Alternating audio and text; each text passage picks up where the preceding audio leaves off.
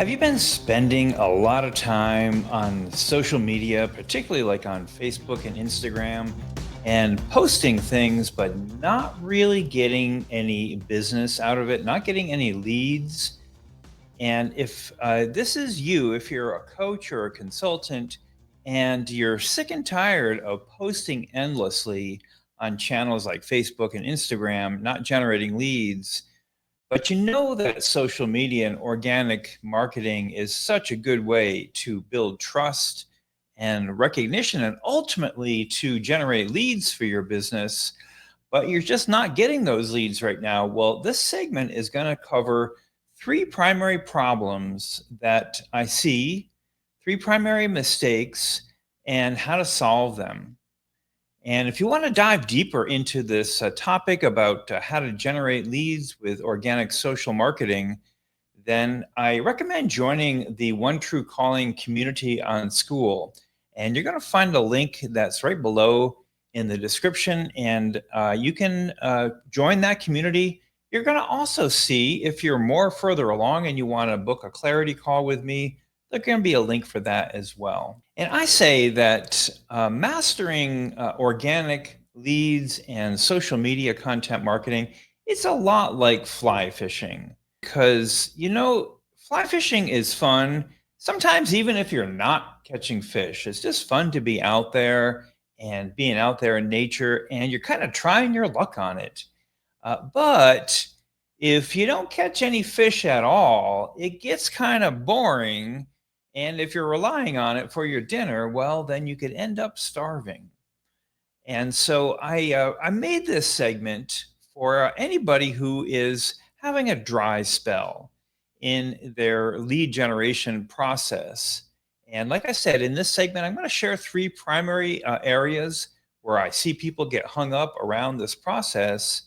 Um, but before I dive on into things, I want to I want to address a little bit of an elephant in the room, particularly around Facebook and Instagram and the algorithms that keep many people running like a hamster on a wheel.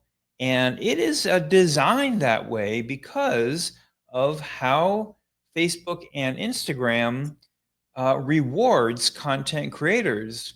And you may or may not know about this already, but I want to kind of pull the curtain back a little bit because people talk about these things like algorithms, like there's some big mysterious thing that nobody understands. Well, the truth is that the way that Facebook and Instagram rewards content creators is by creating engagement. That is the highest way that your posts remain in the feed. And what I mean is that when people comment on your Facebook posts or on your Instagram posts, well, then it stays in the feed a little bit longer. But here is the frustrating thing, and the reason why I am moving away from Facebook and Instagram and moving my community onto other platforms like the Skool platform and like Substack that don't have that annoying quality to their algorithms where even if you get engagement, well, your post only remains in the feed for a short period of time. So that means that you have to be constantly producing reels or posts. And it is maddening and it is almost designed that way. So I really don't recommend it. I'm not real bullish on Facebook or Instagram. It's one of the reasons why I created this short segment on YouTube because YouTube is completely different. YouTube is a learning channel, and the when you create a video on YouTube, that video is going to be generating views for years to come. Like I have videos that I created 10 years ago on how to. I worked in a completely different niche as a landscape architect and created how-to videos on how to build outdoor living spaces and outdoor fireplaces. those videos are still generating views, even though I'm no longer in that niche. Well, that is the way that YouTube works.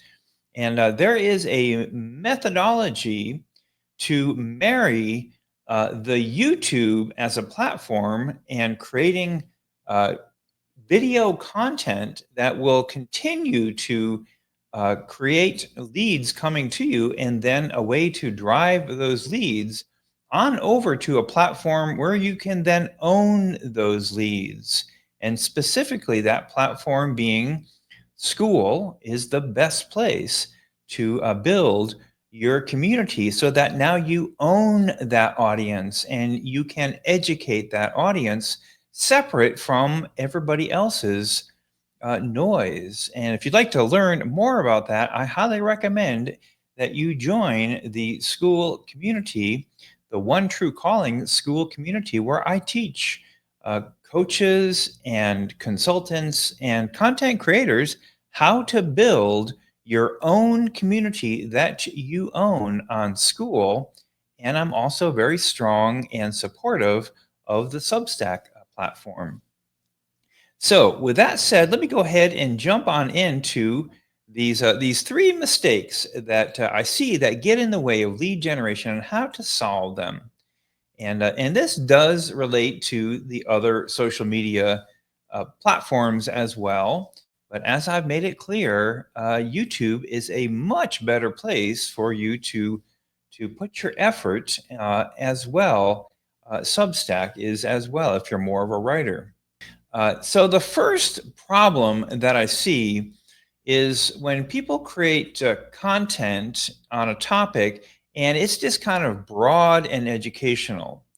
And what I mean by that is creating content that could be like, for example, and this is not to single anybody out, this is just creating an example, is creating exercise videos on YouTube now, or Instagram, or on Facebook live streams. Now, there's nothing wrong about that, but the problem is that when your content is not specific to a particular type of person or where they are in their journey to solve the problem that they need help solving, well, it just goes right over the head, and you don't get a lot of engagement on that. And so the solution to that is to focus your content creation for a very specific type of client, whoever you love to work with, whatever the area is that you really feel drawn to work in. And I've often noticed that some of the areas, particularly for coaches, that are often the source of the most inspiring places to create content and the type of clients to work with are people who need to overcome the challenge that you have already overcome yourself. Because when you've gone through a challenge, whether it's a physical challenge, a health challenge, a financial challenge, a relationship challenge, and you've got onto the other side of it, you've mastered that area, or at least you got the problem under control, well, then that is an ideal way and area to focus your effort to speak to people who are just like yourself, but who are maybe, 2 or 3 or 5 years, uh, uh, before, like where you started out. And when I talk about the customer journey, it is also very specific to where a customer is on their journey. Because think of your own challenge, like when you first maybe got the diagnosis from the doctor, and they said, "Oh, you've got arthritis," and you go like, "Okay, that's interesting," and they give you a prescription, and they send you on your way, and you feel like, "Well, that wasn't particularly helpful, but I guess I'll take these pills." Well, that is like generally the first step.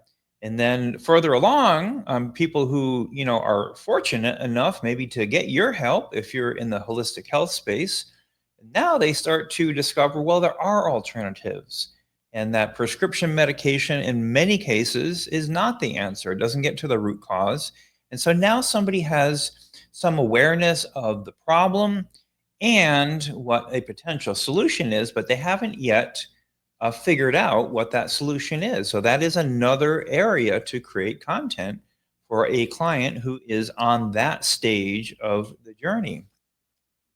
The third stage of a client journey is oftentimes when a client knows the problem, they know what the solution is, they got a pretty good idea, or maybe they have a really good idea about the options, and now they're making a choice amongst the different options. And those are often your best clients because they are ready to make a purchasing decision. Those are the ones that, if you speak to where they are, like, you don't speak down to them as if you're talking to somebody who knows nothing, because that kind of content is not going to engage that particular kind or that particular space on the journey. So you really want to create content that is for all three stages of your particular client's journey. And that will increase your engagement and cause people to raise their hand and to pay attention. They'll want to know more about what you are offering. The second problem that I see happen is people creating content and they're getting likes, but they're not getting engagement. They're not getting comments in the post. And comments, of course, like I said, on Facebook or Instagram, that's really what drives the algorithm and causes your post to appear for a couple of days if you're lucky. But this is true as well on Facebook, is that you want to be able to create content that generates engagement. And if there's no comments, then there's no way for you to engage in the comments and turn that engagement into a lead. Because again, this is creating the engagement, the comments is really the first step in turning content into leads and into customers. But the second part of that is actually going into the posts and engaging those conversations, because that is another mistake that I see people make. Maybe you're getting engagement in your posts, but you're not going over there to start the conversation. These are real people that are in conversation with you. This is not some gimmicky, sales process that's a waste of time. No, when you finally get engagement going on, well, you need to go into that engagement and start the conversation and then bring it on over, ultimately to a sales call. So the way to solve this problem of posting, getting likes, but no engagement is to create very specific call to action within your posts. And again, this can be done on Facebook, can be done on YouTube, can be done on Instagram.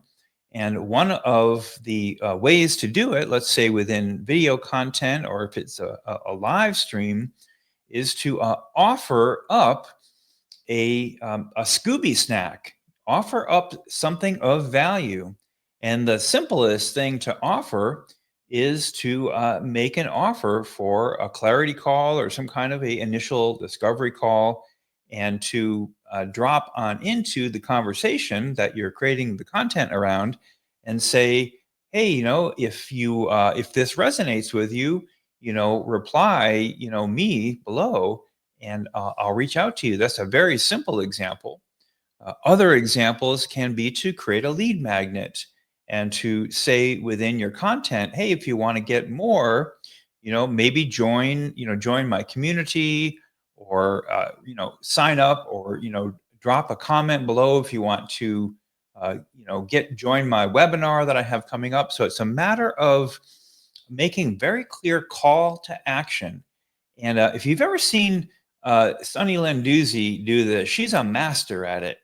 And she's a great pattern to follow, because she will offer things about every 3 to 4 minutes in there, and they will be opportunities to sign up for some gift that she's giving away, or a clarity call. And these are the ways to create engagement. So the third and last problem that I want to bring attention to is people who see your posts, and maybe they are liking, maybe they are engaging, but they're just not buying from you. Like maybe they even coming into a discovery call, but they're just not buying from you. And here's what's going on. What is happening is that people don't yet, they're not seeing results. So they don't quite have a level of certainty that you can solve the problem for them. And so they're not quite ready to buy yet. Like they have not been convinced through your content that you have the goods.